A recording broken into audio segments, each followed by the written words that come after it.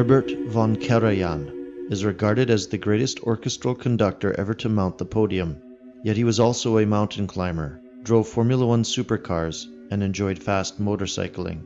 On water, he had few equals. He was a gifted water skier.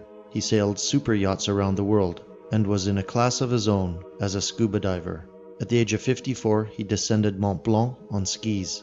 The multilingual Austrian-German piloted his own aircraft, fixed wing and helicopter, and he earned the respect of many iconic sportsmen around the world. Karаян joined the National Socialist Deutsche Arbeiterpartei, the NSDAP, within weeks of Hitler's election. His membership card carried the number 1607525. He had the distinction of being a member twice over. He carried a German-issue NSDAP card despite it being illegal for an Austrian to be a member. The conductor's esteem for Hitler endured long after the war, and not once did he deny his membership. Roger Vaughan, the conductor's biographer, tells of the time when they drove through the Berchtesgaden and up winding forested roads to Adolf Hitler's mountain home. As they neared the ruins, bombed by the US Air Force then looted, von Karajan expressed deep sadness, stating, "There is no monument to him." His was a period dominated by the celebrated Furtwängler and Toscanini. No one can read of Karajan's struggle for fame without admiration for his tenacity. His was a life of grueling hard work, ingenuity, and God-given talent. He represented the culture of the Third Reich.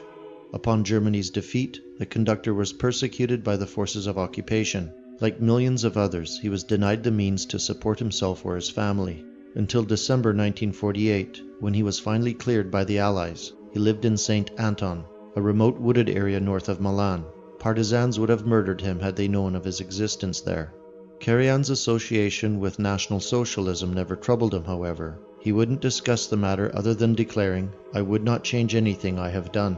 Even those not given to respect National Socialist ideology noted that no matter what inducements or threats, Karajan never renounced his beliefs. His biographer wrote, "Throughout the long drawn-out denazification process, there is not the slightest sign of contriteness from Karajan.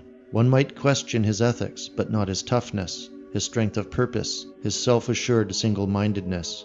He told the authorities what he had done, and he told them with his head held high and his voice in full timbre. And when he was challenged, he didn't defend himself, he attacked."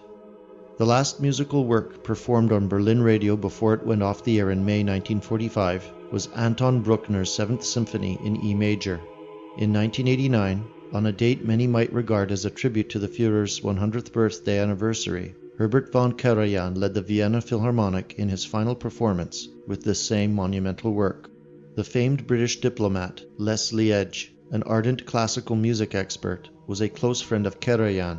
He describes how in 1947 he arrived early at the conductor's humble flat. Religious books of all sorts were scattered about. Passages in books had been underlined and notes scribbled in the margins. Edge wrote, "When he returned, I asked him about it. He said that you don't need any faith to believe in God, because there are plenty of signs available of his existence. Mozart wrote a symphony as a child. Heredity cannot account for this. There is only one explanation. The Creator chooses people as his instruments to produce some beauty in a world that is all too ugly." Dennis Stevens described the final von Karajan recording of Bruckner's 7th in April 1989. "I would say that Herbert von Karajan ventured where lesser conductors feared to go. He achieved immortality as a conductor of international acclaim. He did so by bringing to bear his consummate passion and ability to conduct not only the performance, but everything related to it.